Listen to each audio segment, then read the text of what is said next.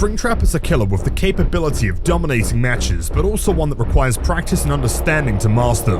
This character can land some ungodly hits and is crazy fun to play, so if you're looking to master all the strategies and techniques, this is the guide. We'll be breaking things down into multiple simple categories: overview, the axe, security door, builds, and add-ons. For anyone who's new to the channel, my name is Lilith, I've got over 10,000 hours and I'm a partner creator and consultant with Dead by Daylight. I'm most known for my content on the Blades, with multiple records and the highest number of lethal rush hits worldwide. And since the Five Nights at Freddy's chapter dropped, I've put hundreds of hours into the Animatronic, getting him to P100 and achieving a 50 win streak. Springtrap is a 4.4 killer with a small 24 meters hero radius focusing on stealth and projectiles. He's relatively tall, so you'll have to keep this in mind when mind-gaming tiles with short walls. His power, Fazbear Fright, consists of two main components: the axe and the security doors, which allow him to injure survivors over objects and through tight gaps, as well as quickly traverse the map and even jump scare survivors for a free down. When you load into any match of Springtrap, the first thing you want to do is throw the axe immediately, since when you're not holding the axe, you'll go from 4.4 to 4.6 meters per second, which will let you move across the map much faster. Survivors will almost always spawn towards the other side of the map, so use the security doors to your advantage to quickly find a door far away to enter chase as quickly as possible. If you don't find them immediately, head back into the door and teleport to other doors nearby, especially if they're close to generators, as you're likely to find survivors there.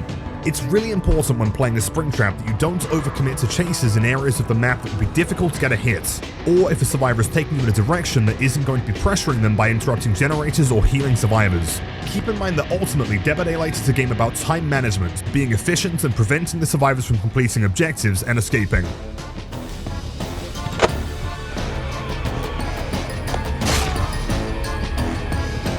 Springtrap is armed with a fire axe projectile that can be used to injure or put survivors into the dying state from a medium range.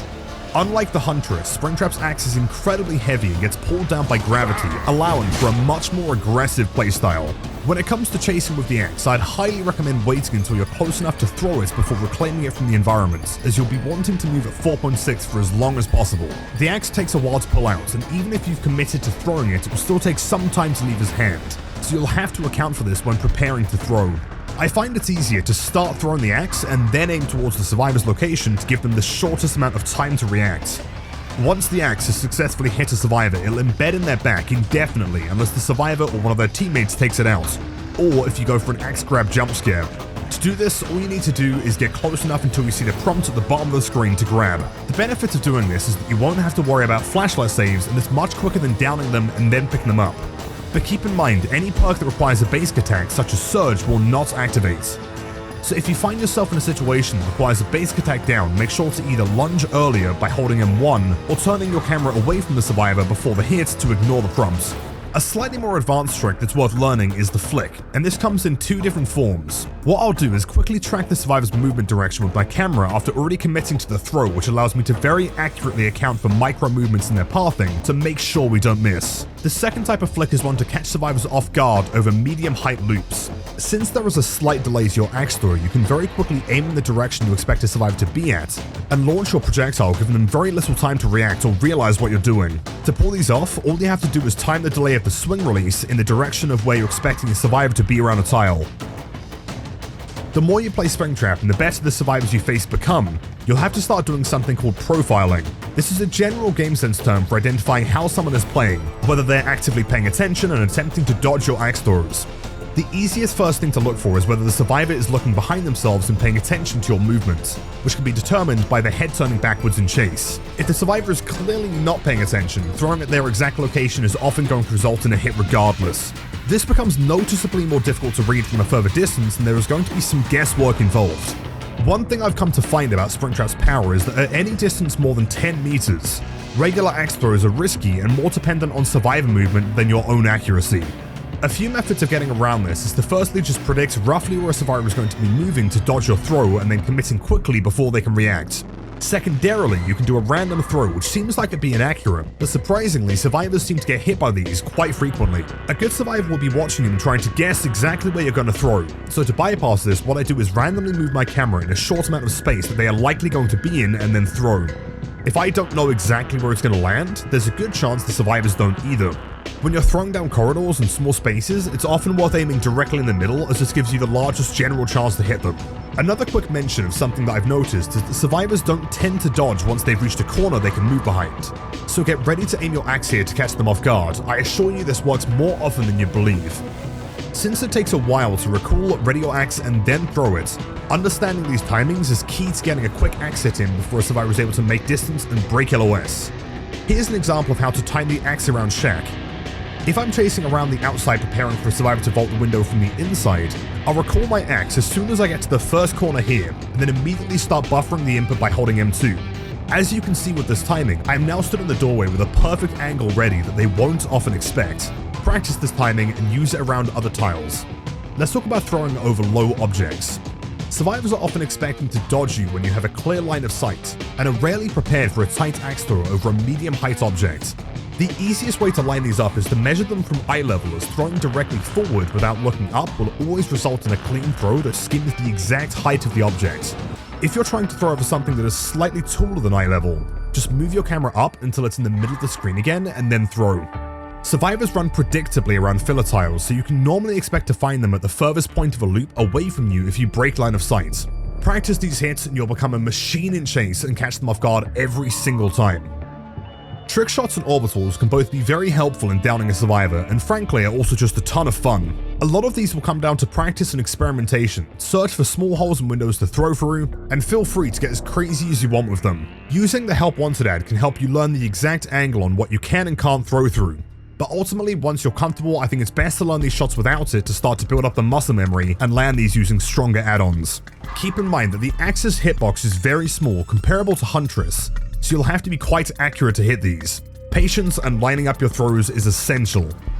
One aspect that I haven't seen discussed at all that I think is so important is input buffering. Once you've thrown your axe, you can immediately hold down the control key on PC to get a frame-perfect axe return. And if you know you're going to be throwing it immediately, you can also hold down M2 and then M1 to get all three of these inputs frame-perfect every single time.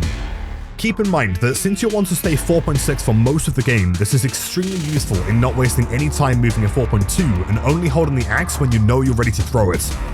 One final tip, an important one to remember, is that the axe provides a ton of information.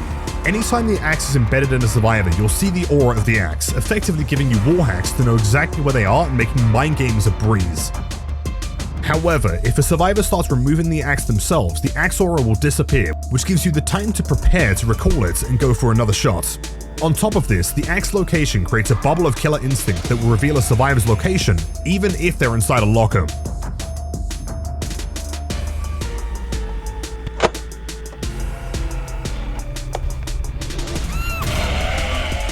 You'll find 7 security doors placed around the map that are both interactable by the killer and the survivors. Approaching any one of them will give you the prompt to enter, and by selecting any of the other security doors you can quickly travel across the map. As soon as you start a match and have thrown your axe to regain full speed, it's essential to start building map pressure by quickly interrupting survivors that are working on generators. To do this, find the furthest security door from where you spawned and quickly check for any activity, like scratch marks or sounds of generators that have progress. You could also run perks like Lethal Pursuer or Discordance to help you give an exact location on where you should be going. Traveling through one of the doors will make you undetectable for 20 seconds, which basically means the survivors will have very little time to react when they see you due to no longer having any audio cues to give away your position. If you know which generator a survivor is working on, sometimes it's better to travel to a security door a little further away instead of one directly next to them, as any survivor who is actively paying attention will notice the flashing lights on the panel to tell them you're coming. Let's say you find the generator and you know there's a survivor nearby. Sometimes the best strategy is entering a security door and waiting. Since you're undetectable indefinitely when inside the door, the survivor is quite likely to think you've left and will return, which will give you a great opportunity to catch them off guard. It's important to remember that your audio when inside a door is directionally based off of your own position and not the way the door is facing. So if you have a strong feeling there's a survivor nearby, it's easiest to turn 180 degrees so that if you hear a survivor on your right, they'll be on your right side upon exiting the security door. You're also given the opportunity to get an incredibly easy axe grab, even if it's quite rare, if you ever see one of the doors turn yellow, which implies that the survivor is traveling through it. All you have to do is select the yellow door and you'll get a jump scare on the survivor, giving them no chance to run. Like I mentioned previously, survivors can also interact with the security doors and use their cameras to track down your location and reveal your aura to the team. If you start hearing static, there's a good chance that you're being watched and can disable the camera by throwing your axe into the door.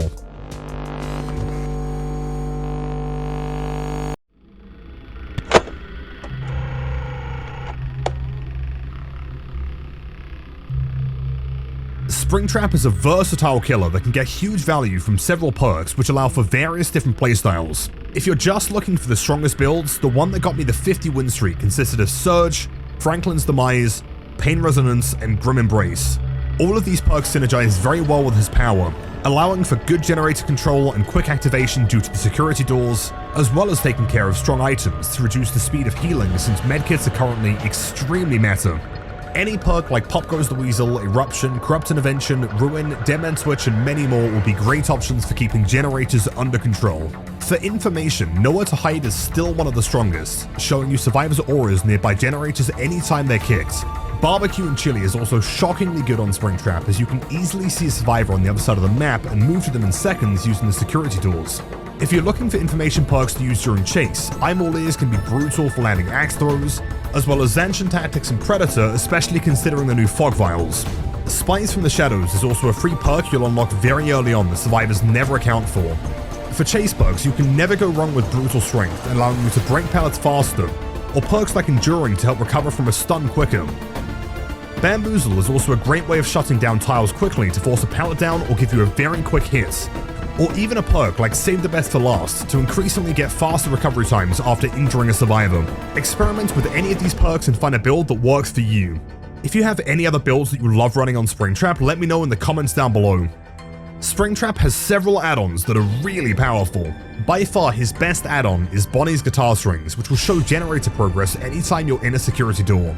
You can use this right at the start of the match to instantly find survivors with no guesswork required. Just jump inside a security door and wait until one of the generators starts turning pink.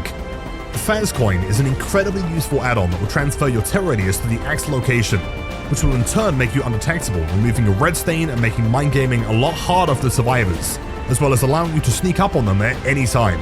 The access panel is surprisingly an incredibly useful add-on for its side effect. It allows you to throw the axe through linked doors, which is an extremely niche condition, but more importantly, it will give you killer instinct anytime a survivor is within 4 meters of any security door. The security badge extends your undetectable duration, which can also come in clutch, as well as add-ons like streamers, which allow you to move through the doors more quickly. Loot Bag has very quickly become one of my favorite add-ons in the game, which prevents a survivor with an axe in their back from leaving through the exit gates along with anyone else within 12 meters. Celebrate Poster and Foxy Hook are 2 haste-related add-ons, but be careful because they'll also give the survivors a speed increase too. So I wouldn't recommend running these if you're going to be attempting a lot of axe throws around short loops, as the survivors can easily take the haste effects and run away before you're given time to catch up. Finally, 2 great brown add-ons are the Help Wanted ad and the Restaurant Menu, which allow you to see the trajectory of the axe and recover your axe much faster when it's embedded in the environment. I run the Restaurant Menu almost every game now, as the more opportunity you have to throw the axe, the more you can practice and the more accurate you will become. Here is a full add-on tier list I've created. Feel free to pause or go back and check out any of the recommendations again. The Animatronic is a formidable killer, with the ability to pressure survivors around the map quickly and catch them off guard with devastating projectiles. If you've watched through to the end, I just want to say a huge thank you for you supporting my content, and I hope the guide was as entertaining as it was helpful. If you want to help support the channel further, using code OMEN in-game when buying Auric Souls really does help out. Take care, legends, and I'll see you all in the next video.